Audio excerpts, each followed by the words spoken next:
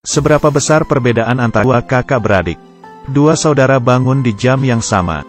Mereka berdua menggeliat. Setelah itu, kakak dengan santai berendam di bak mandi. Sedangkan adiknya mandi di kamar mandi yang kecil.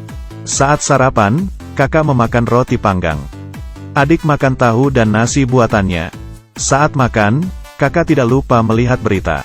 Sedangkan adik menggulung poninya. Baru melihat sepatu kedua orang ini. Kakak yang selalu memakai sepatu hak tinggi. Adik yang selalu pakai sepatu olahraga. Hanya punya satu sepatu hak tinggi yang rusak. Tidak ada cara. Dia harus memperbaikinya sendiri, tidak seperti kakak. Punya banyak tas mewah. Dua orang dengan gaya berbeda keluar dari rumah.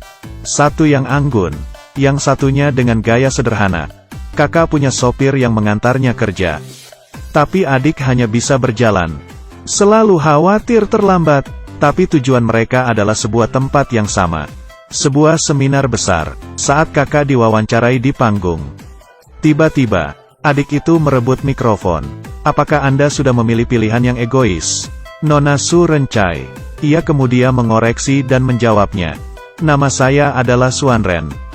Adegan itu dipenuhi dengan kebencian. Beberapa tahun yang lalu, kedua saudara itu sangat akrab. Mereka selalu makan bersama, pergi ke sekolah bersama, tidak pernah terpisahkan. Tapi pada hari ini, ayah dan ibu bertengkar hebat. Untuk menyelesaikan konflik orang tua, kedua anaknya pergi ke perusahaan ayah. Mereka melihat keadaan ayah yang sebenarnya. Dipukuli oleh bos yang marah. Kedua adik kakak ini merasa sedih. Ketika tiba di rumah, mereka mengatakannya pada ibu. Tapi ibunya hanya memikirkan uang. Dia tidak lagi peduli dengan situasi ayah. Pada saat itu, ayahnya pulang ke rumah. Dia mendengar obrolan itu dan menyuruhnya untuk bercerai. Ibunya yang lelah setuju. Hanya masalahnya kedua putrinya akan tinggal dengan siapa. Dan ini juga awal kehidupan mereka yang berbeda. Bas akan segera berangkat. Pria ini bergegas ke depan. Kemudian, sebuah mobil menabraknya. Pemiliknya segera turun dari mobil dan meminta maaf. Dia terus meminta maaf. Lalu dia dengan cepat pergi. Pemilik mobil khawatir dengannya. Dia hanya bisa berkata bahwa dia baik-baik saja. Kemudian naik ke bus. Tujuannya adalah untuk ikut konferensi investasi penting. Setelah berbicara di depan semua orang, ia berhasil mendapat investasi itu. Tapi darah mengalir dari hidungnya. Dia masih tidak peduli. Dengan gembira menghubungi anaknya. Dia akan mengajak kembali istri dan anaknya yang satu lagi. Tapi tidak lama, mereka berdua cerai. Adik ikut dengan ayahnya. Kakak tinggal bersama ibunya. Kedua orang ini masih punya hubungan baik. Tetapi ketika adik tahu bahwa kakak akan pergi ke AS, keduanya saling berkelahi. Hubungan menjadi rusak. Adik tidak mau memberitahu ayahnya masalah itu. Tapi sambil menangis dia berkata ingin makan ayam. Air mata ayahnya mengalir. Jika putrinya tidak punya masalah, ayam goreng akan sangat menyenangkan. Ayah sudah tidak sabar membawa ayam untuk putrinya. Tetapi saat dia masuk ke bus, dia hampir jatuh. Untung ada orang di samping yang menolongnya. Tapi kemudian tangannya mulai gemetar. Dan mulai bergumam. Penumpang lain mengiranya terlalu banyak minum alkohol.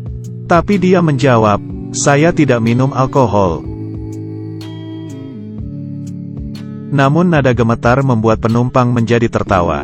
Pria ini mencoba menutupi tangan yang gemetar. Tapi tidak berguna. Bus berjalan lambat.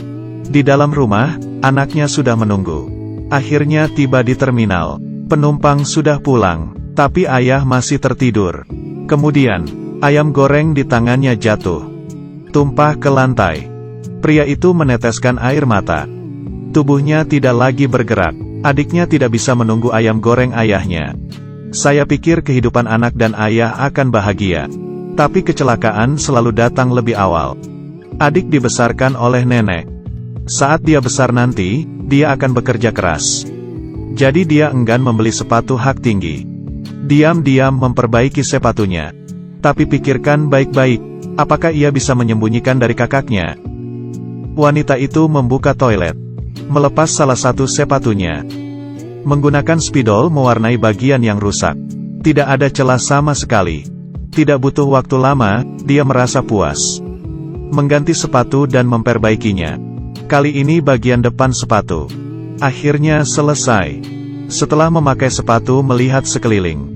Sepertinya tidak ada masalah. Mengambil tas dan keluar. Mempersiapkan dirinya bertemu dengan kakak. Bertahun-tahun lalu setelah ayah ibu bercerai. Kakak memilih hidup mewah dengan ibu. Tetapi adik bersikeras tinggal dengan ayah. Keduanya saling tidak setuju dan bertengkar. Pertemuan ini juga berlangsung lama. Sang adik menunjukkan bahwa hidup kakak bergantung pada ayah tiri yang kaya. Kakak melihat sepatu milik adiknya. Tertawa tanpa berkata apa-apa. Kemudian dia mengatakan bahwa pilihan kedua adalah benar. Sangat gembira. Adik langsung berkata dia punya pacar palsu Namdosan. Dan berjanji akan membawa ke pestanya. Karena tidak ada orang yang bernama Namdosan. Ia putus asa mencari nenek. Ia berkata ingin bertemu Namdosan. Tapi itu hanya sahabat pena fiktif nenek. Tidak ada aslinya. Nenek hanya bisa mencari orang yang menyamar menjadi Namdosan. Ini adalah Huayun. Mereka bertemu untuk membahas rencana ini. Tapi kerjasama mereka berakhir gagal. Malam hari, adik datang sendirian ke pesta. Melihat orang asing di sekitarnya. Dia diam-diam melihat kakaknya. Seluruh orang tidak seperti dirinya. Tiba-tiba, lampu redup. Namdosan muncul di depannya. Ini pertama kali keduanya bertemu. Di pesta ini, sepertinya adik perempuan lebih baik.